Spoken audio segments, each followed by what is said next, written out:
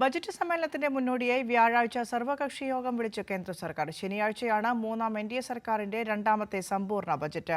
പ്രത്യേക സാമ്പത്തിക പാക്കേജ്, വയനാട് പുനരധിവാസം, എയിംസ് അടക്കമുള്ള നിരവധി ആവശ്യങ്ങൾ കേരളം ഇത്തവണയും മുന്നോട്ട് വച്ചിട്ടുണ്ട്.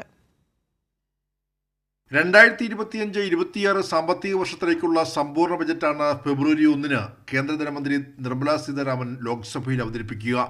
ജനുവരി 31 മുതൽ ഫെബ്രുവരി 13 വരെയാണ് ബജറ്റ് സമ്മേളനത്തിന്റെ ആദ്യ സെഷൻ. സമ്മേളനത്തിന്റെ ആദ്യ ദിനമായ വെള്ളിയാഴ്ച രാഷ്ട്രപതി ദ്രൗപദി മുർമു ഇരുസഭകളെയും പാർലമെന്റിൽ അഭിസംബോധന ചെയ്യും. തുടർന്ന് കേന്ദ്ര ധനമന്ത്രി സാമ്പത്തിക സർവേ അവതരിപ്പിക്കും.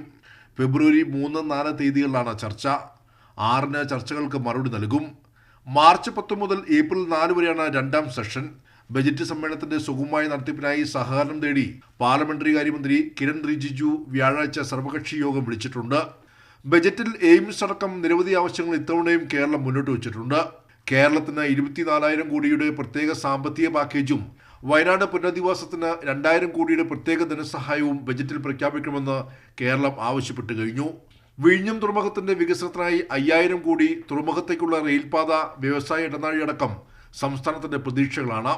കടമെടുപ്പ് പരിധി 3 നിന്നും 3.5 ഉയർത്തുക, GST വരുമാന വിഹിതം വർദ്ധിപ്പിക്കുക, റബ്ബറിന്റെ താങ്ങുവില ഉയർത്തുക, ദേശീയപാത വികസനം, ശബരിപാത, സിൽവർ ലൈൻ ഉൾപ്പെടെ കേന്ദ്രാനുമതി കാത്തിരിക്കുന്ന റെയിൽവേ പദ്ധതികൾ തുടങ്ങി ഒട്ടേറെ കാര്യങ്ങൾ ബജറ്റിൽ ഇടം പിടിക്കുമോ എന്നതും ഉറ്റുനോക്കുന്നു.